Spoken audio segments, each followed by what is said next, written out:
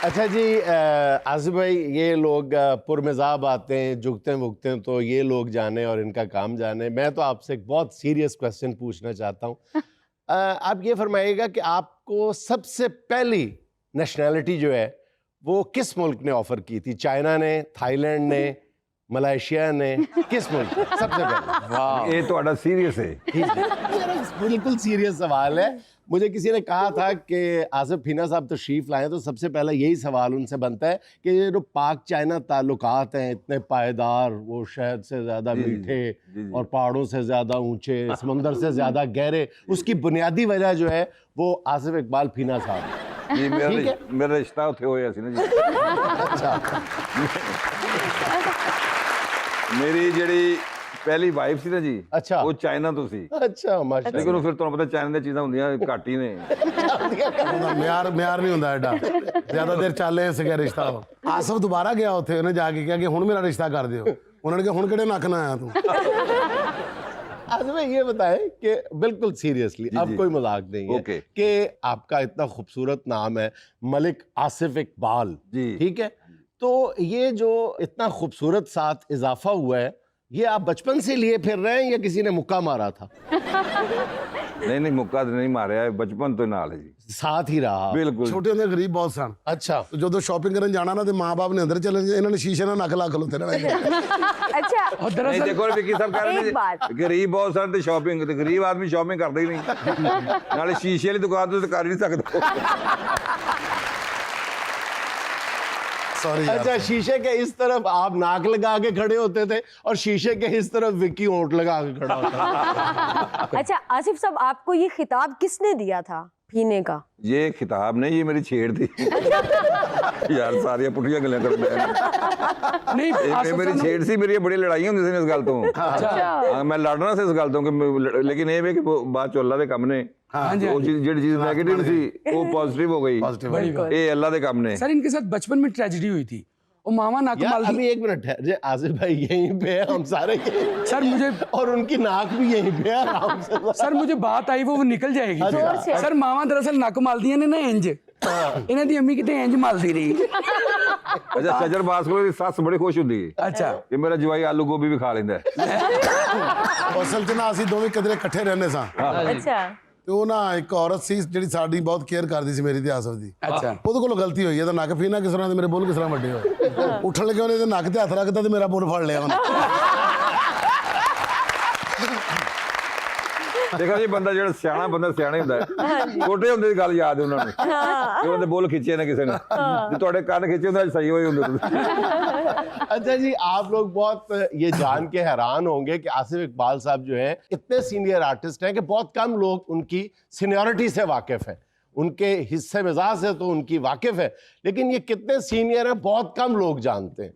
ये बब्बू बराल के हम असर हैं, बब्बू बराल मरहूम के हम असर हैं।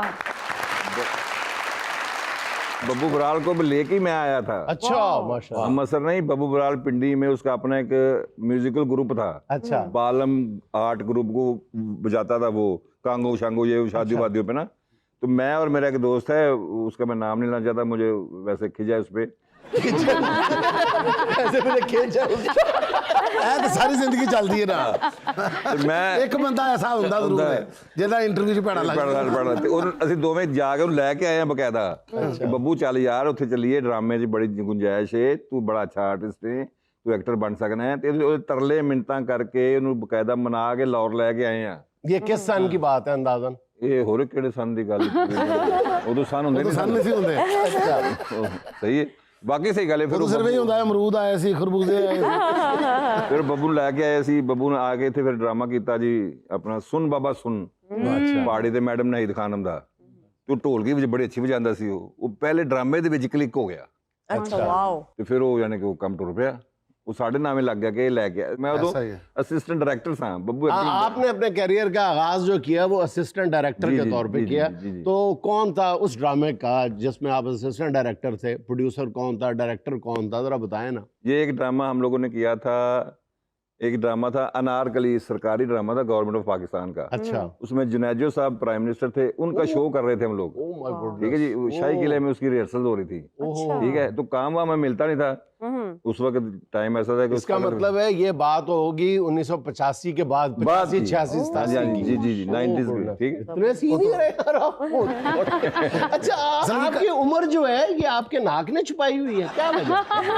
नहीं बिल्कुल नहीं लगते आप वो बस असल में मेरी कंपनी ऐसी रही है ना, देखना नसीम विक्की साहब, ये मेरी गैदरिंग ऐसी है कि मैं भी इन जैसे लगता हूँ।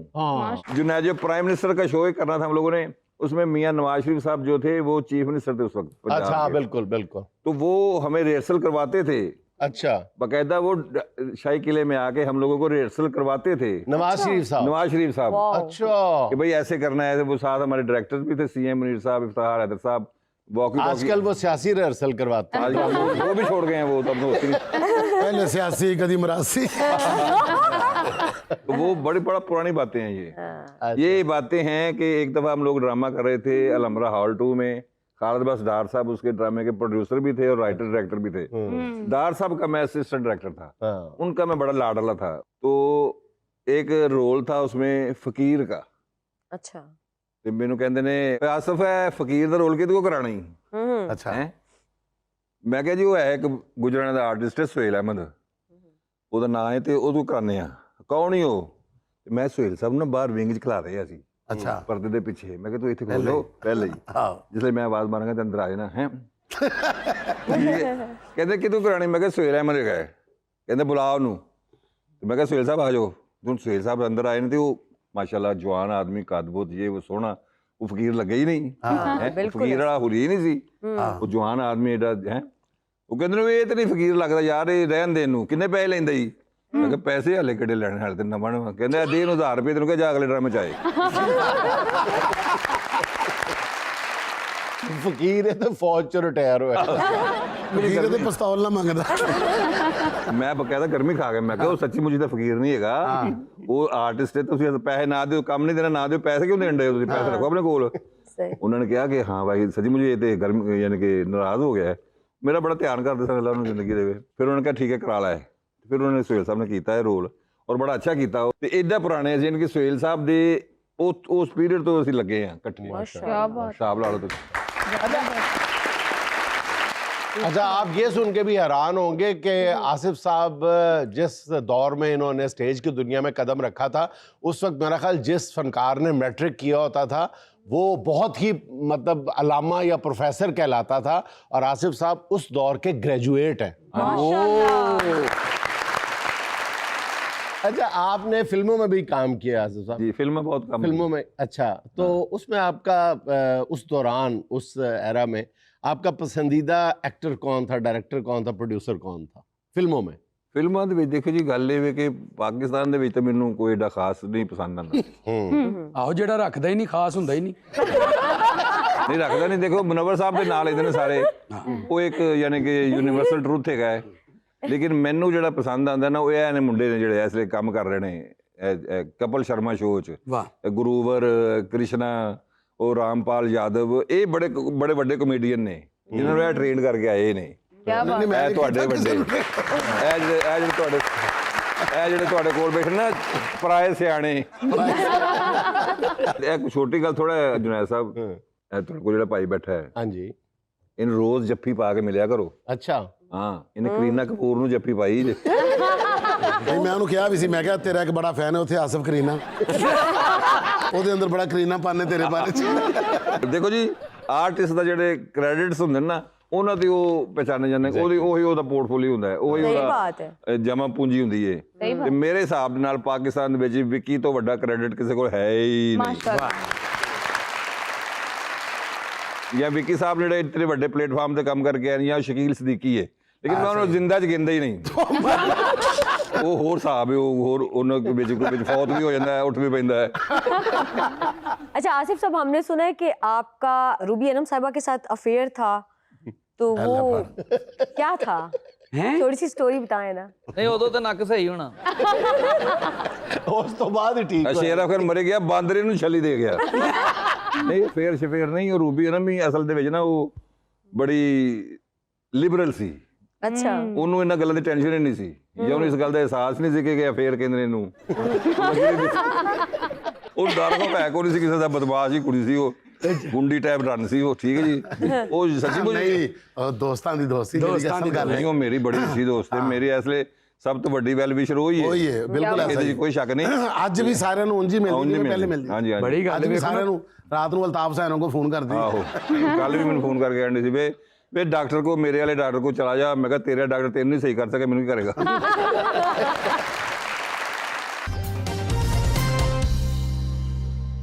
अच्छा रूबी अनम साहबा, ये फरमाएं कि आप ईमानदारी से क्या ये समझती हैं कि आप किसी महफिल में बैठी हों और वहाँ पे कोई बहुत संजीदा बंदा जो है वो संजीदगी तारी करके अपने कह के रोक के 5 मिनट से ज़्यादा बैठ सकता? बैठ जाते हैं।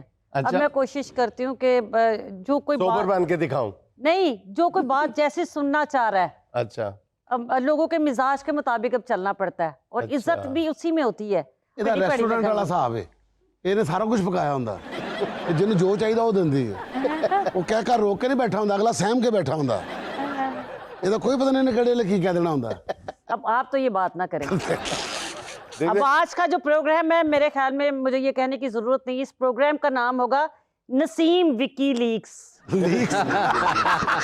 रूबी साहबा, जो पढ़े लिखे बंदे हैं ना, वो आपके बारे में कहते हैं, लफ्ज इस्तेमाल करते हैं कि बहुत स्ट्रेट फॉरवर्ड है, और जेडे मेरे वर्गे घट पढ़े लिखे होंगे ने वो साफ साफ कहते हैं बड़ी मुंह फट औरत। मेरा ख्याल है बहुत अच्छा करते हैं। वो दोनों में इसलिए- से दुरुस्त लफ्ज कौन सा है? नहीं, दोनों ही ठीक हैं। वो इसलिए कि मैं मुंह फट भी हूँ। खुद को मुंह फट कह देना बहुत आसान है, लेकिन किसी ऐसी महफिल में जहाँ तगड़ा बंदा है तो मुंह फट तगड़ा कौन सा बंदा होता है? हमसे दूसरे तगड़ा को कौन मुंह है? फट कहने से अपना सिर फट भी हो सकता नहीं है। नहीं, दूजे ਦਾ ਸਿਰ ਪੱਟ ਹੋ ਸਕਦਾ, ਮੇਰਾ ਨਹੀਂ ਹੋ ਸਕਦਾ। ਉਹ ਇਸ ਵਜ੍ਹਾ ਤੋਂ ਕਿ ਮੈਨੂੰ ਗੱਲਾਂ ਨਾਲ ਪੂਰਾ ਕਰਨਾ ਆਉਂਦਾ ਹੈ। मैंने सारी प्रोड्यूसर साहब, जिंदगी अगर काम ही चेक किया करना है। परले पासे क्लाशनकोव तो नहीं रखी? देखिए जी, आपके पास सच्चाई के बॉम्ब वो होने चाहिए जो आप किसी पे भी फेंके और उसके बाद उसके पास बात करने के लिए कोई चीज ना हो। इसका मतलब आज नसीम विकी साहब पे आप बड़े बम फोड़ने वाले हैं। नहीं, आज विक्की की बहुत सारी ऐसी प्यारी बातें हैं अच्छा। जो इसने शायद आपको और आपको भी नहीं बताई होंगी, हाँ। और बहुत सारे लोगों को जेड़े स्यापे पए रहंदे ने ਇਹਦੇ ਤੇ ਮੇਰੇ कोई ना कोई अखबारें च गल्लां, वो मैं आज सारी बातें लोगों को बता के ही नहीं, जाऊंगी। हमने पूछनी नहीं है, आपने जबरदस्ती बतानी है। देखो जी, मैं ਤੁਹਾਡੇ ਬਾਰੇ 'ਚ ਵੀ ਬਹੁਤ ਸਾਰੀਆਂ ਗੱਲਾਂ ਦੱਸ ਸਕਦੀ ਹਾਂ। आपके और मेरे बहुत से दोस्त मुश्तरका है, ये जहन में रखिएगा। हाँ, बिल्कुल। ਨਾਲ ਹੀ ਡੀਸੈਂਟ ਜਾ ਕੇ ਕਹਿੰਦੇ ਜੀ बिल्कुल। अच्छा रूबी साहब, ये बताएं कि आम तौर पे स्टेज की दुनिया में कहा जाता है कि यार औरत के मुंह से जुगत होती है, अच्छी नहीं लगती, लेकिन औरत को जुगत करते हुए ये ख्याल नहीं आता किसी को। जिस दौर में हमने काम किया है, उस दौर में अगर नौकरानी है तो वो नौकरानी ही है, उसने वो कपड़े पहनने हैं। और अगर वो घर की मालकिन है तो घर की मालकिन आम तौर पे घर में किस तरह के कपड़े पहनती है। तो तब जुगत का जो मार्जिन था ना, वो सिचुएशन के मुताबिक था। ਹੁਣ ਇੱਥੇ ਜਿਹੜੀ ਨੌਕਰਾਣੀ ਆਈ ਹੁੰਦੀ 2.5 ਲੱਖ ਦਾ ਤੇ ਉਹਨੇ ਡਰੈਸ ਪਾਇਆ ਹੁੰਦਾ ਹੈ। हाँ, 5 मिनट ਚ ਜੁੱਤੀ ਲਾ ਕੇ ਉਹ ਤੇ ਉਹ डांस करने लग पैंदी है। हाँ, मैं डांस को बुरा नहीं कहती, लेकिन मैं ये चाहती हूँ कि फीमेल अच्छी बात करेगी, लोग सुनेंगे। बिल्कुल। ਹੁਣ ਤੇ ਕੁੜੀਆਂ ਮੈਂ ਕਹਿੰਨੀ ਆ ਪਤਾ ਨਹੀਂ ਕੀ ਕਰਨਾ ਚਾਹ ਰਹੀਆਂ ਨੇ, ਔਰ ਪਤਾ ਕਿ ਕੁੜੀਆਂ ਹੈ ਵੀ ਨਹੀਂ ਮਾਸ਼ਾਅੱਲਾ। ਬਜ਼ੁਰਗ ਔਰਤਾਂ ਨੇ ਕਾਫੀ ਢੇਰ ਸਾਰੀਆਂ, ਹੁਣ ਤੇ ਨਵੀਆਂ ਕੁੜੀਆਂ ਮੈਨੂੰ ਤੇ ਕੋਈ ਨਹੀਂ ਨਜ਼ਰ ਆਉਂਦੀਆਂ। ਵੀ ਕਿ ਬੁਰਾ ਨਾ ਮਨਾਈ, ਤੇਰੀਆਂ ਕਾਫੀ ਸਹੇਲੀਆਂ ਨੇ ਵਿੱਚ। ਅੱਛਾ ਪਤਾ ਜਵਾਬ ਦੋ, ਪਿਸਤੌਲ ਉਧਰ ਭਰਦੀ ਤੇ ਫਾਇਰ ਮੇਰੇ ਤੇ ਕਰਦੀ ਹੈ। मतलब मैं ਵਿੱਚ ਚੰਗਾ ਭਲਾ ਸਾਈਡ ਤੇ ਬੈਠਾ ਨਾ, मेरी आप कोई गल करीब पड़ते हैं ना। करीब पड़ते। विक्की हमेशा से मेरे बहुत ही करीब था, हाँ बिल्कुल। बस मैं हाथ ही नहीं पाया क्योंकि मुझे पता था कि ये बहुत से हाथों में जाएगा, क्योंकि इसको काम का शौक था, क्रेज था। कवर देखे क्या किया है। अच्छा रूबी अनम साहिबा, आप हमें ये बताएं कि आपके हस्बैंड अजहर भट्ट साहब हैं, उनसे आपकी पहली मुलाकात कहाँ पे हुई? और मैंने सुना है कि वो बहुत अच्छे डांसर भी हैं। इंसान बताएं। बहुत अच्छे हैं। हाँ, डांसर होना तो एक ये तो एक डांसर कला तो कोई भी है, हो एक सकता आर्ट है। डांसर देखो जी, मेरा दोस्त एडा अच्छा डांसर है, बहुत अच्छे, no तुसी doubt। हुणे गाना लाओ, हाँ सुन वे बलौरी अखवा लिया, हाय, अच्छा। इसकी भी एक कहानी है। हाय हाय हाय, सुना दे फिर। सुन वे बलौरी अखवा लिया नसीम विक्की की लाइफ का पहला गाना है। अच्छा। जब विक्की छोटा सा होता था, हाँ। और तब विक्की इस गाने पे डांस करता था। और फिर हमने कराची में, तुम्हें याद होगा, एक हमने, और हम दोनों रो रहे थे, अब्रप्ट रो रहे थे। हमने शाइस्ता वाहिदी का प्रोग्राम था, तो उसमें हम दोनों ने, तो विक्की ने इस गाने पे, मैंने कहा ये गाना लगवाएं, सुन वे बलौरिया खवालियाँ। तो रियली हम रो रहे थे कि या अल्लाह तेरी कितनी रहमत, कितना करम है कि तूने इतनी जल्दी ये हाँ। ये आज से 10-12 और वो साल इस वास्ते रह सी कि पहले मुफ्त ना चले इस गाने थे, आज उन्हें पैसे पैसे मिले। लेके आप दुनिया भर से, विकी भाई हैं, आप हैं, दीगर जितने भी आर्टिस्ट हैं हमारी इंडस्ट्री के, खासतौर पर थिएटर के, दुनिया भर से मोहब्बतें समेटते हैं, बेखुसूस पड़ोसी हमारे जो मुल्क हैं उनसे भी आप खासतौर पर मोहब्बत समेटते हैं। आप समझते हैं कि पाकिस्तान में हमने देखा है कि अब रिसेंटली ये ट्रेंड आया है कि अब हमारी जितनी फ़नकार बरादरी है उनको इज़्ज़त की नज़र से देखा भी जा रहा है और इज़्ज़त दी भी जा रही है। आप समझती हैं मुस्तकबिल करीब में और मुस्तकबिल बईद में भी इसी तरह से ये जो इंडस्ट्री है, कॉमेडी इंडस्ट्री है, थिएटर इंडस्ट्री है, वो फ्लरिश करेगी और जो मकाम बनता है एक आर्टिस्ट का वो आगे मिल जाएगा मुस्तकबिल में। नाज़रीन हमारे साथ रहिएगा, आपसे मुलाकात होगी इंशाल्लाह अगले बुलेटिन में। मैं काम ही यही करती हूँ, इसलिए मैं आपको बताती हूँ, पहले भी इज्जत थी और अब भी इज्जत है। ये आप पे डिपेंड करता है कि आपने कैसे इज्जत करवानी है अपनी। नहीं, पहले हमने असल में, मेरा सवाल का जो कॉन्टेक्स्ट था वो इस तरह से था कि इवन गाने वाले हों, हंसाने वाले हों, कोई भी हो, उनको एक टर्म दे दी जाती है जैसे मरासी और ये पेड़िया तो मरासी कहते हैं, ये लोग कहते हैं, लोग कहते हैं। पेड़िया जराबा पा के टिक के बह गया तू, तेरा बेड़ा करे। अच्छा रूबी साहब, आप मेरा सवाल आप इतनी खूबसूरती से गोल कर गई हैं। आप अजहर बट सबसे पहले कहाँ मिली थी, आपकी लव स्टोरी कैसे शुरू हुई? यार भट्ट साहब से कहाँ मुलाकात हो सकती है? सिरी पाए की दुकान पे हुई होगी। पहली बार सिरी पावे की दुकान पे हुई मुलाकात। अच्छा। उस तो बाद बेचारे ने फिर दालां ही खादियां उन्हें किधर नहीं करके वेखिया ना पावे वाली दुकान पे इधर। आप जवाब ही सारी जिंदगी में तेन कीमे भुन भुन के खवाने जालमा, वे कीमे हरामा, वे मैं देसी घ्यो पापा। फिर मेरा सवाल बीच में रह गया। नहीं पैण कर ले सवाल, तेरा कख ना रवे, तू की मैनू स्यापा पाया है। बाजी मैं 20 बारी कीता, तू जवाब ही नहीं दे रही। तू मेरा बड़ा पुराना दोस्त लेके बैठ जानी, बहुत चंगा है, मैं बहुत खुश हां, है बड़ा बड़ा स्टार है, मैं बड़े कीमे खुआए। अच्छा जी, मैं अपने मियां से मिली पहली दफा, थैंक यू, पीटीवी पे जी। अच्छा। और हम दोनों की कोई मोहब्बत नहीं थी, अच्छा, कोई अफेयर नहीं था। हाँ। अगले दिन उनका प्रोग्राम, मैं एक मॉर्निंग शो करती थी, वहां पे था। ठीक है। और ख्वाजा परवेज मरहूम, क्योंकि हमारे मुश्तरका दोस्त थे, वहाँ रोजाना ही खाना पीना, वहाँ बैठक चलती थी। वहाँ पे 2 दिन मुलाकात हुई, उसके 2 दिन बाद मैंने हज पे जाना था। अच्छा। वहीं पे मुलाकात हुई, वहीं पे मदिया शाह और हम आपस में बातें करते। मैंने कहा यार उस दिन ना विक्की को भी इस बात का पता होगा कि हम लोग जब हज करके वापस आते हैं ना, क्योंकि मैं जाती थी खादमैन में, तो जिसने बहुत अच्छी खिदमत की होती है उसको शील्ड मिलती थी। हाँ। तो उसमें हमेशा ना जब कहते थे ना मिस रुबीना, तो मुझे ना थोड़ा सा कहीं तकलीफ होती थी कि यार वो सब लोग यूं करके देखते थे। मिस रुबीना जुल्फकार, उन्होंने अवार्ड दिता जाता जी, इन्होंने बहुत खिदमत की थी, इन्हें लोगों ने उमरा कराया, इस तरह की बड़ी। तो हम बातें करते, मैं क्या शाह जी मेरा दिल करता है कि हूँ मैं भी मिसिज हुआ ना, मैं क्या मेरा दिल करदा है, क्योंकि इश्क ते इन्ने कर लेने ते मुहब्बतां भी इन्नियां कर लिया, दिल घबरान लग पिया किते ब्याह नहीं होना चाहिए कि इंज ना ना होवे टाइम लंघ जावे, ब्याह भी दिल घबरान लग पे, इश्क कर दी हीटर तेज कर लेती। तो बस वो मदिया शाह साहिबा वहां बैठी थी, मैं क्या शाह जी शादी करने मैं अगले साल ना मैं क्या मैं ब्याह करके जावा, मैं क्योंकि अब 2 दिन का बाद तो मैंने हज पे जाना था। लो जी, वो 2 दिन के अंदर अंदर ही मेरी मेहंदी भी, इतनी बड़ी मेरी शादी भी, और मेरे ससुराल मेरी पता नहीं कितों मेरी ननाना अमरीका ली भी आ गई सी, पता ही नहीं लगा। मेरिया सारिया जिन्नियां ननाना ने सारिया पाकिस्तान च मौजूद सन, उन्होंने कहा ते स्यापा नबेड़ो अजहर वाला। तो फिर अल्हम्दुलिल्लाह परवरदिगार की रहमत से कि रात को मेरा निकाह हुआ और सुबह 6 बजे फिर मैं हज पे चली गई। दस ना किड्डा कंट्रास्ट है रूबी दा ते बट दा। कदा इधर मेरे वाले मुंह करके गल कर, सीरियस क्यों हो जाना है? नहीं सिरे मेरा उधर मुंह है, मैं तेरे नहीं, मैंने सीरियस होकर को सवाल कर रहा है। मतलब आज तो मेरे नाल मोहब्बत वाला वो गल नहीं कर रहा, तेरे मुंह ते हासा नहीं आ रहा। कब पता चला आपको कि आप ये कर सकती हैं? यानी ये जो इतना आपका बोल्ड स्टाइल है, आपका टोन जो खुला, जो आप जिसकी वजह से आप फेमस भी हैं। गुड़ती देती सी ना, इन्हें उदों भी रौला पाता सी ये तेरा खाना खराब है, नाल कालियां मिर्चां पातियां शहर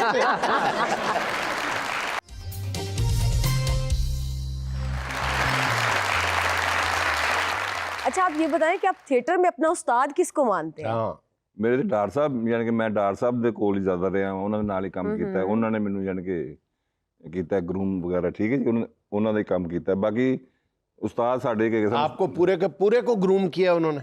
नहीं जी, गोडियां तक। तो नाक क्यों भूल गए? नाक की ग्रूमिंग पे आगे भूल गए थे क्योंकि कोई काम याद आ गया। नहीं बस वैसे उस्ताद फखरी अहमद साहब ਸਾਡੇ ਉਸਤਾਦ ਸਾਰੇ अच्छा सबके उस्ताद ਸਭ ਦੇ ਉਸਤਾਦ ਹੋਏ ਸਨ, ਉਹ ਉਦੋਂ ਸਾਨੂੰ ਸੁਹੇਲ ਭਾਈ ਕੇ ਉਸਤਾਦ ਵੀ ਲਿਫਟ ਹੀ ਸਾਨੂੰ ਉਹ ਕਰਾਉਂਦੇ ਸਨ, ਹੋਰ ਕੋਈ ਸਾਨੂੰ ਮਿਲਦੇ ਹੀ ਨਹੀਂ ਸੀ, ਸਾਨੂੰ ਉਹ ਹੀ ਲਿਫਟ ਕਰਾਉਂਦੇ ਸਨ। ਮਸਤਾਨਾ ਸਾਹਿਬ ਸਨ। अच्छा मस्ताना साहब के साथ आपकी बड़ी दोस्ती थी, आप इकट्ठे रहते भी थे जी जी, एक ही कमरे में, तो किराया वो देते थे आप देते थे? ਮਸਤਾਨਾ ਸਾਹਿਬ ਹੀ ਖਰਚਾ ਸਾਰਾ ਮਸਤਾਨਾ ਸਾਹਿਬ, ਬੱਬੂ ਸਾਹਿਬ, ਮੈਂ, अच्छा ਅਸੀਂ ਤਿੰਨੋਂ ਇਕੱਠੇ ਰਹਿੰਦੇ ਸਾਂ एक ही कमरे में? ਇੱਕ ਹੀ ਕਮਰੇ 'ਚ। किस जगह पे कमरा? सांदे में। अच्छा सांदे। ਓਪਨ ਅਸੀਂ ਡਰਾਮਾ ਕਰ ਰਹੇ ਸਾਂ ਬੌਸ, ਠੀਕ ਹੈ ਜੀ। ਉੱਥੋਂ ਪੈਦਲ ਅਸੀਂ ਜਾਂਦੇ ਸਾਂ ਤਿੰਨੇ ਹੀ, ਅੱਛਾ। ਮੈਂ, ਬੱਬੂ ਤੇ ਮਸਤਾਨਾ ਸਾਹਿਬ। ਇੱਕ ਦਫਾ ਅਸੀਂ ਗਏ ਤੇ ਉੱਥੇ ਚਾਬੀ ਭੁੱਲ ਗਏ ਕਿਧਰੇ ਥੀਏਟਰੀ ਘਰ ਦੀ, अच्छा ਠੀਕ ਹੈ ਜੀ। ਹੁਣ ਉੱਥੋਂ ਚਾਬੀ ਤਾਲਾ ਲੱਗਿਆ ਤੇ ਉਹ ਚਾਬੀ ਕੋਈ ਨਹੀਂ, ਤੇ ਬੱਬੂ ਕਹਿੰਦਾ ਚਾਬੀ ਤੇ ਮੈਂ ਭੁੱਲ ਆਇਆ, ਹੁਣ ਥੱਕੇ ਟੁੱਟੇ 5 ਮੀਲ ਦਾ ਸਫ਼ਰ ਪੈਦਲ ਕਰਕੇ ਆਏ ਆ, ਮੱਤਾਂ ਵੱਜੀਆਂ। ਮੈਂ ਤਾਂ ਖੈਰ ਪਤਲਾ ਜਿਹਾ ਸਾਂ, ਮੈਂ ਨਾ ਇੰਜ ਕੰਨ ਟੱਪ ਕੇ ਚੜ ਗਿਆ ਉੱਤੇ, ਮੈਂ ਅੰਦਰ ਵੜ ਗਿਆ, ਇਹਨਾਂ ਕੋ ਚੜਿਆ ਨਾ ਗਿਆ। ਇਹ ਹੋਰ ਟਰਾਈਬ ਦੇ ਸਨ। ਇਹ ਬੱਬੂ ਨੇ ਫੜਨਾ ਇੱਟ ਫੜ ਕੇ ਤਾਲੇ ਨੂੰ ਉਹਨੇ ਮਾਰਨੀ ਸ਼ੁਰੂ ਕਰਤੀ ਠੰਮ। ਉਹ ਰਾਤ ਦੇ 3 ਵਜੇ ਹੁਣ ਇੱਕ ਬੂਹਾ ਟੁੱਟ ਰਿਹਾ ਹੈ ਮਹੱਲੇ 'ਚ, ਸਾਰਾ ਮਹੱਲਾ ਉੱਠ ਬੈਠਾ। ਅੱਧੇ ਘੰਟੇ ਬਾਅਦ ਸਾਰੇ ਅਸੀਂ ਸਮਾਨ ਚੁੱਕ ਕੇ ਖੋਤੀ ਰੇੜੀ ਦੇ ਬਾਗ ਵਾਪਸ ਜਾਣ ਦੇ ਸੀ। ਉਹਨਾਂ ਨੇ ਸਾਨੂੰ ਸਾਰਿਆਂ ਨੂੰ ਕੱਢਦਾ, ਤਿੰਨਾਂ ਨੂੰ, ਬੱਬੂ ਨੂੰ, ਮੈਨੂੰ, ਮਸਤਾਨੇ ਨੂੰ, ਸਾਨੂੰ ਕੱਢਦਾ ਮਹੱਲੇਦਾਰਾਂ ਨੇ।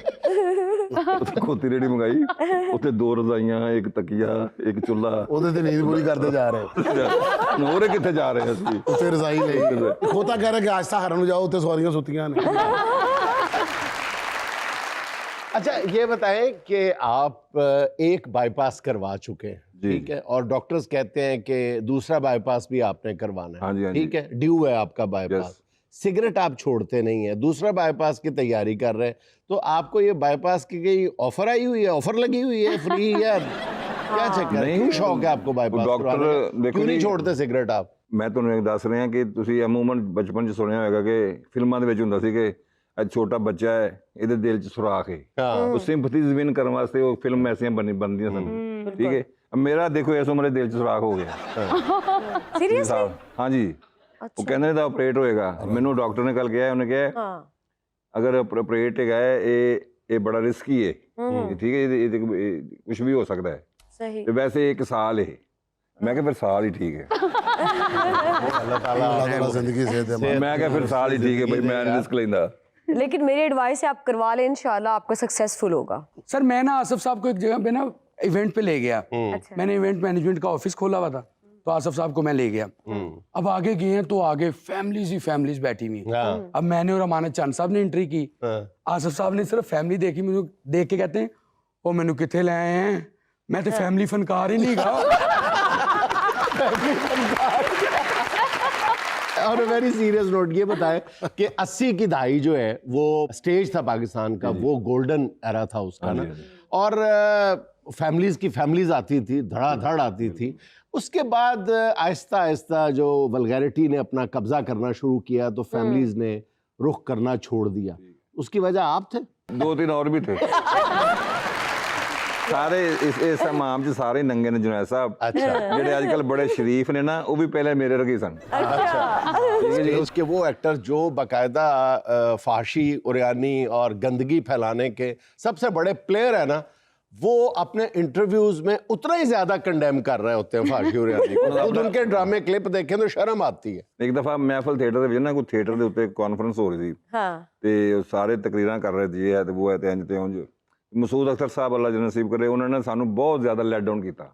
अच्छा। ਜਿਹੜੇ ਵਲਗੈਰਿਟੀ ਦੇ ਹਵਾਲੇ ਨਾਲ ਨਾ, ਨਿਊ ਕਮਰਜ਼ ਨੂੰ ਨਾ, ਸਾਨੂੰ ਅਸੀਂ ਫੀਲ ਕਰ ਰਹੇ ਸੀ ਵੀ ਸਾਨੂੰ ਕਹਿ ਰਹੇ ਨੇ, ਉਹ ਬਹੁਤ ਜ਼ਿਆਦਾ ਲੈਟ ਡਾਊਨ ਕੀਤਾ। ਤੇ ਹੁਣ ਮੈਂ ਇਸ ਗੱਲ ਤੋਂ ਨਾ ਗੁੱਸਾ ਚੜ ਗਿਆ ਮੈਨੂੰ। ਮੈਂ ਕਿਹਾ ਯਾਰ ਇੰਨਾ ਵੀ ਕੀ ਹੋਈ। ਮੈਂ ਗਿਆ, ਮੈਂ ਵੀ, ਮੇਰੀ ਵਾਰੀ ਵੀ ਆਈ, ਮੈਂ ਵੀ ਗਿਆ। ਮੈਂ ਕਿਹਾ ਗੱਲ ਸੁਣੋ, ਇਹ ਜਿਹੜੀ ਜੁਗਤ ਹੈ ਇੱਕ ਬੜੀ ਗੰਦੀ ਜੁਗਤ ਕਰਕੇ ਨਾ, ਮੈਂ ਜਿਹੜੀ ਗੰਦੀ ਤਰੀਨ ਜੁਗਤ ਸੀ, ਮੈਂ ਕਿਹਾ ਇਹ ਜਿਹੜੀ ਜੁਗਤ ਹੈ ਇਹ ਜਵਾਦ ਵਸੀਮ ਨੇ ਕੀਤੀ ਹੈ। ਇਹ ਮੇਰੇ ਕੋਲ ਸਬੂਤ ਹੈ, ਦੇਖ ਲਓ। ਤੇ ਹੁਣ ਦੱਸੋ ਸਾਡਾ ਕੀ ਕਸੂਰ ਹੈ ਇਹਦੇ 'ਚ? ਖਿੱਚ ਕੇ ਗੁੱਸੇ 'ਚ नहीं देखे ना, ਉਹਨਾਂ ਦੀ ਪੋਲ ਖੋਲਤੇ ਮੈਂ। नहीं यादव साहब देखे, एक आध बार स्लिप ऑफ टंग या चले heat of the moment, spur of the moment मुंह से निकल जाती है, लेकिन बहरहाल ये तो नहीं कहा जा सकता ना कि बाज लोग इसके आदी होते हैं और वो इसके जिम्मेदार तो होते हैं। एक आध जुगत और हर दफा की जुगत, इन दोनों में ਜ਼ਮੀਨ ਆਸਮਾਨ का फर्क है। नहीं, वो एक आध बार की गल नहीं की सी, वो हर रूटीन वर्क सी, हर ड्रामे 'ਚ ਹੁੰਦੀ ਸੀ ਉਹ ਗੱਲ। वो एक आधी बार की गल नहीं मैं कर रहा थी। आप ये बताएं आज़िम भाई कि क्या फोहश जुगत या वाहियात किस्म की जुगत करके हंसाना जो है वो इतना आसान है और साफ जुगत से आसान बहुत मुश्किल है। नहीं नहीं नहीं नहीं ये तो गल ही नहीं है। ਇਹ ਨਹੀਂ नहीं आप बताए ना, आप इसमें आपकी जाती राय क्या है? ਮੇਰੀ ਜ਼ਾਤੀ ਰਾਈ ਇਹ ਵੇ ਕਿ ਜਿਹੜੀ ਸਿਚੁਏਸ਼ਨ ਹੈ ਨਾ, ਸਿਚੁਏਸ਼ਨ हाँ ਅਗਰ ਤੁਹਾਡਾ ਡਰਾਮਾ ਅੱਛਾ ਹੈ ਨਾ, ਮਿਸਾਲ ਤੌਰ ਤੇ ਸਕ੍ਰਿਪਟ ਅੱਛਾ ਹੈ ਜਾਂ ਉਹਦੇ ਵਿੱਚ ਸਿਚੁਏਸ਼ਨ ਅੱਛੀ ਹੈ ਤੇ ਫਿਰ ਤੁਹਾਨੂੰ ਗੰਦੀ ਗੱਲ ਦੀ ਜ਼ਰੂਰਤ ਹੀ ਨਹੀਂ ਪਏਗੀ। नहीं पड़ेगी। ਉਹ ਆਟੋਮੈਟਿਕਲੀ ਡਰਾਮਾ ਉਹ ਸਿਚੁਏਸ਼ਨ ਤੁਹਾਨੂੰ ਹਸਾਉਂਦੀ ਜਾਏਗੀ। ਤੇ ਜੇ ਉਹ ਸਕ੍ਰਿਪਟ ਨਹੀਂ ਅੱਛਾ, ਮਟੀਰੀਅਲ ਨਹੀਂ ਅੱਛਾ, ਤੇ ਫਿਰ ਤੁਹਾਨੂੰ ਇਹਦੀ ਡੈਫੀਨਿਟ ਲੋੜ ਪਏਗੀ। ਹੁਣ ਤੁਸੀਂ ਆਪ ਸਿਆਣੇ ਹੋ, ਤੁਸੀਂ ਹਿਸਾਬ ਲਾ ਲਓ ਸਕ੍ਰਿਪਟ ਕਿੰਨੇ ਕੋ ਅੱਛੇ ਹੁੰਦੇ ਸਾਡੇ ਕੋਲ। ਨਾ ਫਿਲਮ ਵਾਲਾ ਕੋਈ ਰਾਈਟਰ ਚੰਗਾ, ਨਾ ਕੋਈ ਡਰਾਮੇ ਵਾਲਾ ਰਾਈਟਰ ਚੰਗਾ, ਨਾ ਕੋਈ ਥੀਏਟਰ ਵਾਲਾ ਰਾਈਟਰ। ਇੱਕ ਅੱਧਾ ਬੰਦਾ, ਇਹ ਬੰਦਾ ਸਿਰਫ ਯਕੀਨ ਕਰ ਲਓ, ਮੈਂ ਇਸ ਵਾਸਤੇ ਨਹੀਂ, ਮੈਂ ਇਹਦੇ ਖਿਲਾਫ ਹੈਗਾ। ਮੈਂ ਬੰਦੇ ਵਿੱਕੀ ਸਾਹਿਬ ਨੂੰ ਪਤਾ ਮੈਂ ਉਹਨਾਂ ਦੇ ਖਿਲਾਫ ਆ, ਇਹ ਪਤਾ ਸਾਰਿਆਂ ਨੂੰ ਪਤਾ ਹੈ। आप सारों के आप हक में किसके? ਨਹੀਂ ਵਿੱਕੀ ਸਾਹਿਬ ਨੂੰ ਆਈਡੀਆ ਇਸ ਗੱਲ ਦਾ ਕਿ ਮੈਂ ਕੋਈ ਇਹਨਾਂ ਦੇ ਹੱਕ 'ਚ ਨਹੀਂ ਏਡਾ ਹੈਗਾ, ਕੋਈ ਮੈਂ ਇਹਨਾਂ ਦੇ ਖਿਲਾਫ ਗੱਲਾਂ ਕਰਦਾ ਰਹਿਣਾ, ਠੀਕ ਹੈ ਜੀ। हाँ जी, हाँ जी। ਲੇਕਿਨ ਇਹ ਗੱਲ ਜੈਨੂਇਨ ਹੈ ਕਿ ਬਈ ਇਹ ਬੰਦਾ ਇਸ ਲਈ ਐਸਾ He's a good ਹੈ writer. ਜਿਹੜਾ ਜਾਣੀ ਕਿ ਉਹ ਇਸ ਕੰਮ ਤੇ ਪੂਰਾ ਉਤਰਦਾ ਔਰ ਇਹਨੂੰ ਬਚਾਉਣਾ ਚਾਹੀਦਾ ਹੈ। सर मैं इस बात का गवाह हूं। मैं ना ना इंटरव्यू लैन गया, मैं कहा ਤੁਹਾਡੇ ਕੋਲ ਲਾਈਫ ਜੈਕਟ ਹੈ, ਦੋ ਬੰਦੇ ਨੇ ਕਸ਼ਤੀ 'ਚ, ਤੁਸੀਂ ਲਾਈਫ ਜੈਕਟ ਕਿਹਨੂੰ ਦਿਓਗੇ? ਨਸੀਮ ਵਿੱਕੀ ਨੂੰ ਜਾਂ ਇਫਤਖਾਰ ਠਾਕਰ ਨੂੰ? ਧੱਕਾ ਕਿਹਨੂੰ ਦਿਓਗੇ? ਕਹਿੰਦਾ ਮੈਂ ਨਸੀਮ ਵਿੱਕੀ ਨੂੰ ਧੱਕਾ ਦੇ ਲਾਈफ जैकेट में ठाकर साहब ने। नहीं नहीं कोई गल नहीं, इनको धक्का इसलिए दिया था समंदर में ताकि वो समंदर की गंदगी साफ कर सके, है ना? ਉੱਥੇ ਵੀ ਥੀਏਟਰ ਲੱਗਾ ਸੀ। अच्छा, आपने कभी कोई ऐसे स्टेज पे बात की हो कि आपके किसी टीचर ने, प्रिंसिपल ने कहा है की कीता ही? मैं ਉਹਨਾਂ ਨੂੰ ਮਿਲਣਾ ਹੀ ਛੱਡ ਦਿੱਤਾ। ਮੈਂ ਇਹਦੇ ਬਾਰੇ ਕਿਹਾ ਸੀ, ਮੈਂ ਕਿਹਾ ਦੁਨੀਆ ਦਾ ਪਹਿਲਾ ਬੰਦਾ ਜਿਹੜਾ ਨਲਾਇਕ ਹੋ ਕੇ ਜ਼ਿੰਦਗੀ ਗੁਜ਼ਾਰ ਰਿਹਾ। ਉਹਨੂੰ ਪਤਾ ਸੀ ਗ੍ਰੈਜੂਏਸ਼ਨ 'ਚ ਇੰਨੇ ਪੈਸੇ ਨਹੀਂ ਆਣੇ ਜਿੰਨੇ ਨਲਾਇਕੀ ਨਾ ਆਣੇ। कोई ऐसी आपकी जुगत जो आपको बहुत पसंद हो, ਜੁਗਤ आपकी खुद की फेवरेट? ਇਹ ਵਿੱਕੀ ਸਾਹਿਬ ਨੂੰ ਮੈਂ ਕੀਤੀ, ਪਤਾ ਨਹੀਂ ਕਿਹੜੀ ਗੱਲ ਕਿ ਤੇ ਇਹਨਾਂ ਦੇ ਤੰਦੂਰ ਸੀ, अच्छा ਇਹ ਡਾਕਟਰ ਬਣ ਗਏ हाँ ਤੇ ਉਹਨੂੰ ਕਹਿੰਦੇ ਨੇ ਦਵਾਈਆਂ ਨੂੰ ਘਿਓ ਲਾ ਦਿਆਂ। ਇਹ ਵੀ ਪਹਿਲੇ ਨਾਈ ਸੀ, ਹਾਂ, ਤੇ ਬਾਅਦ 'ਚੋਂ ਕੁਰਬਾਨੀਆਂ ਕਰਨ ਲੱਗ ਪਿਆ। ਅੱਧਾ ਘੰਟਾ ਬੱਕਰੇ ਨੂੰ ਇੰਜ ਹੀ ਕਰਦਾ ਰਿਹਾ। अच्छा आसिफ भाई ये बताएं कि गालिबन 1991-92 का दौर होगा जी, जी। जब अफजाल अहमद साहब ने प्राइवेट थिएटर तमासील की तामीर शुरू की और आप उनके इब्तदाई साथियों में से थे। आपने 1-2 साल पहले ही उनका साथ देना शुरू कर दिया था इस बड़े काम में, और कहा जाता है कि वो एक टर्निंग पॉइंट साबित हो सकता था। बिल्कुल है। तो उस काम में आपका कितना नाक था, सॉरी हाथ था? अफजाल अहमद साहब ने जो काम शुरू किया ना जुनैद भाई, वो सचमुच टर्निंग पॉइंट था। अच्छा, अगर वो कामयाब भी हो गए उसमें, उन्होंने सब कुछ किया, ड्रामे को चेंज कर दिया, ड्रामे की पूरी हिस्ट्री चेंज कर दी। यानी कि वो एक ऐसा आदमी था अफजाल अहमद जुनूनी, जिसने पाकिस्तान के ड्रामे को इंटरनेशनली रिकग्नाइज कराने में बड़ा अहम किरदार अदा किया और करना भी था, ठीक है। लेकिन वो अल्लाह ने मोहलत नहीं दी उसको, उन्होंने वो बीमार हो गए। और हम लोग, हमारी फील्ड अगर उनको फॉलो करती अफजाल अहमद साहब को, तो हम लोगों ने थिएटर चेंज कर देना था। अच्छा, हमारा थिएटर जो है वो पूरी दुनिया में बड़ा ही रीजनेबल, बड़ा ही यानी कि जिस तरह फिल्म इंडस्ट्री होती है इस तरह बहुत उसकी बड़ी शिनाख्त होती है, इस entertainment तरह। हमारी प्रॉब्लम ये बन गई कि हमने अफजाल अहमद को फॉलो नहीं किया। हमारे पास वो सहूलियात नहीं थी, हमारे पास वो ब्रेन नहीं थे, हमारे पास वो प्लानिंग नहीं थी, हमारे पास वो चीज़ें नहीं थी। नहीं, अफजाल साहब को फॉलो ना करने की वजह कमर्शियलिज्म था।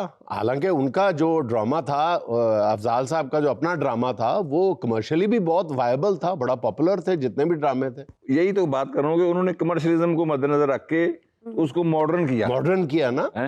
अब ये जो मॉडर्न करना है ना, इसमें किसी और डायरेक्टर ने या राइटर ने जो मॉडर्न किया वो लोकल फैसिलिटीज के हवाले से किया। अच्छा, उसमें वो उतनी चेंज नहीं आती। अच्छा, उन्होंने यानी कि मैं ड्रामा कर रहा हूँ तमसील में, मैं साथ हूँ, तो एक आदमी जो वो न्यूजीलैंड से आया हुआ है, एक जो ऑस्ट्रेलिया से आया हुआ है और एक हांगकांग से आया हुआ है। ये 3 बंदे उधर अपना सिस्टम सेट करने के लिए आए हुए थे।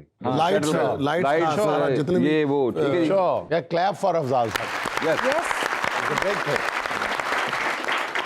इंडिया गए हैं अफजाल साहब। अब इंडिया जाकर उन्होंने एक थिएटर देखा है, ड्रामा देखा कोई, तो उनको इतना पसंद है, उन्होंने यहाँ से 4 बंदे बुलाए हैं, एम शरीफ साहब, सरदार कमाल साहब, इरफान खूसर साहब, 4 बंदे स्पेशल वीजे लगवा के पाकिस्तान से इंडिया बुलवा के उनको ड्रामा दिखाया है। वाओ, ये ड्रामा देखो, ये ड्रामा हमने जाके लाहौर करना है। अब ये देख रहे, अप्रोच देख रहे हैं उनकी, बड़ी बात।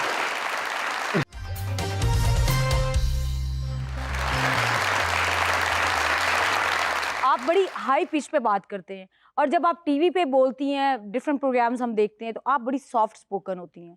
आपको आपका कौन सा स्टाइल पसंद है? जो मेरा ओरिजिनल है, मैं मतलब एक बदतमीजी वाली टोन होती है, एक बड़ी सॉफ्ट। आए क्या बदतमीजी वाली, यानी कि थिएटर में बदतमीजी नाल कीता है? नहीं जरा आए नहीं, जो तू सराइकी बोलनी है मैंने जरा दसी ना जरा, एडा कद लैके तू जो गल्लां कर रही होनी है, आ तुसा की करदे पे हो इधर आ बड़े हो तुसा विच के नहीं, ओ मैंने बड़ी पसंद है। नहीं तेन पसंद है तो तू करे तो ठीक है। मैं बदतमीज हां ते मैं बदतमीज नहीं आख्या, जेड़ा तू उच्ची आवाज विच बोलनी तेनु ओ पसंद है। बुलेंदी नहीं, मेरा स्टाइल है, हौलू मेरा स्टाइल है बहनो। वे किड्डा सक्कर भी अपनी छोड़दा है, ओनु दसी जांदा और बोलो। यकीन करें रूबी साहब, मुझे इस तरह पंजाबी बोलने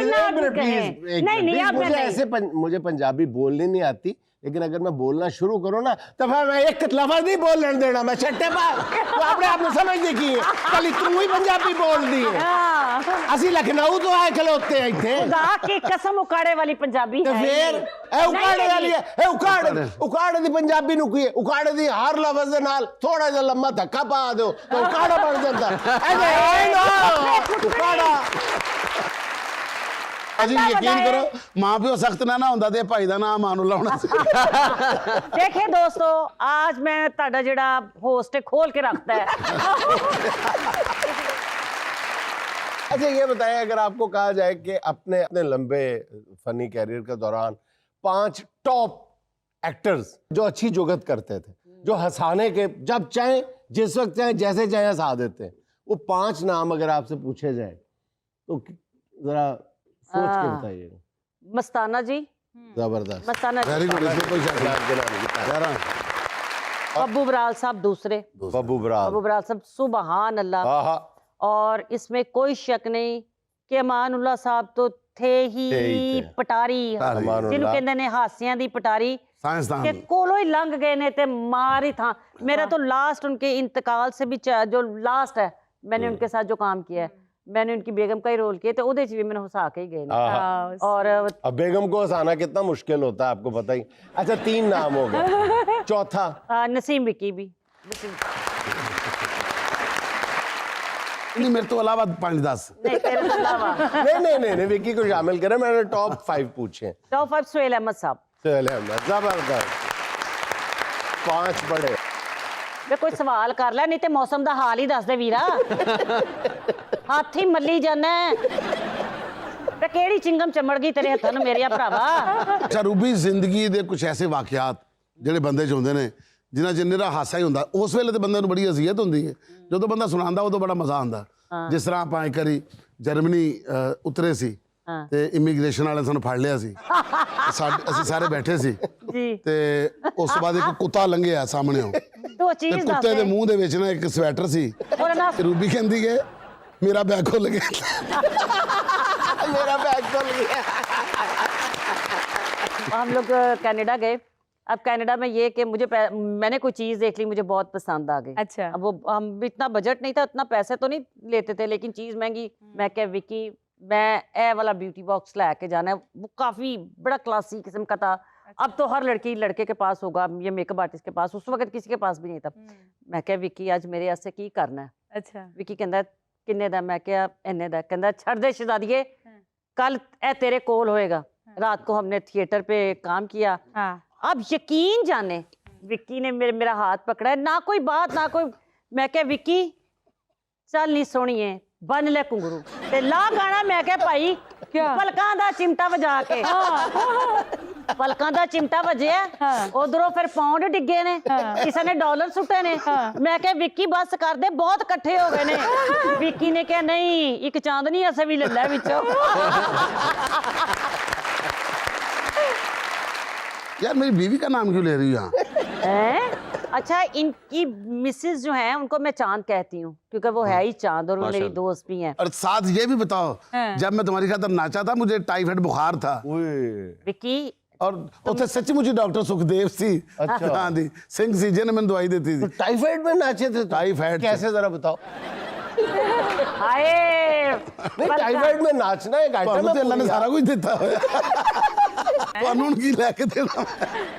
अच्छा हर चीज का पूछते हैं मेरे को। अच्छा ਹੁਣ तो कहना मैं बीमार सी। हाँ बीमार थे तो कैसे नाचे थे, मेरे पैर से सट लगी, अच्छा तो कैसे नाचे थे। एक दिन मैं क्या मैं नहर से डिग पे हाँ, अच्छा जब नहर में गिरे थे तो कैसे नाचे थे। इसका एडम करने को दिल कर रहा है। जब नहर में गिरे थे तो कैसे नाचे थे। जब मैं नहर में गिरा था ना जी तो मैं यूं करके गिरा और मैं अंदर से यूं करके निकला था। और जैसे मेरा मुंह बाहर हाय फिर मैंने किनारे पे पैर रखा, फिर मैंने शुक्र किया। यार बनती है बड़ी प्लान। अच्छा जी, अब बारी आती है सुहाना के मेहमान से सवाल की। तो रूबी साहिबा हम आपको 4 ऑप्शंस देंगे, आपने एक सिलेक्ट करनी है। तो सवाल ये है, अगर आपको जिंदगी में कभी ये 4 ऑप्शंस दी जाए तो आप किसका इंतखाब करेंगे? ऑप्शन नंबर 1 बिलावल भुट्टो की सेक्रेटरी। ओह बिलावल भुट्टो की सेक्रेटरी बनना।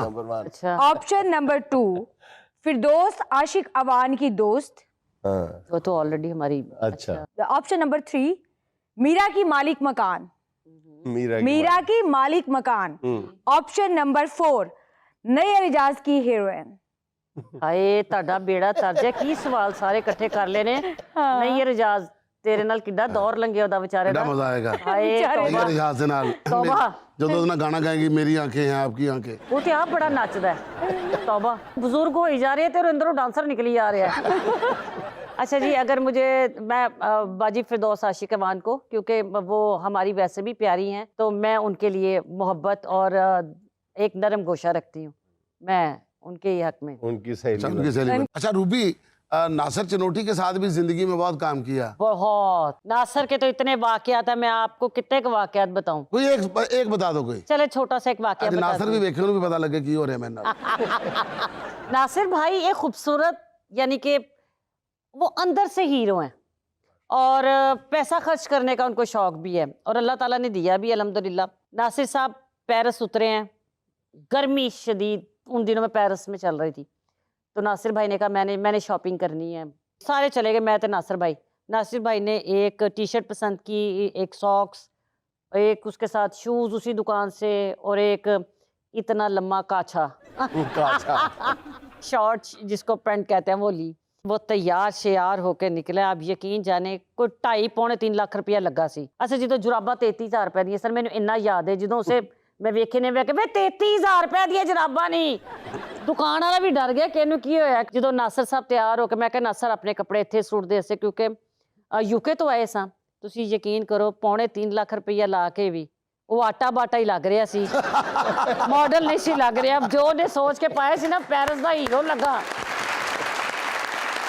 फैशन भी देख के करना चाहिए ना। एवं तो ना हर बंदे वेख के फैशन करन लग पईदा। अपने पैसे वो वेख ना, वो बेचारे ने पता नहीं कित्थों जराबा लैके पा लई है। कदी किसी संजीदा बंदे ने तेन प्रपोज किया? ऐ ते ना करन जालमा, चंगा भला तू संजीदा होना सा। तुसी गंदे क्यों देना? प्रोग्राम से गल कटना, तुसी को मेरे से कट लेंदे।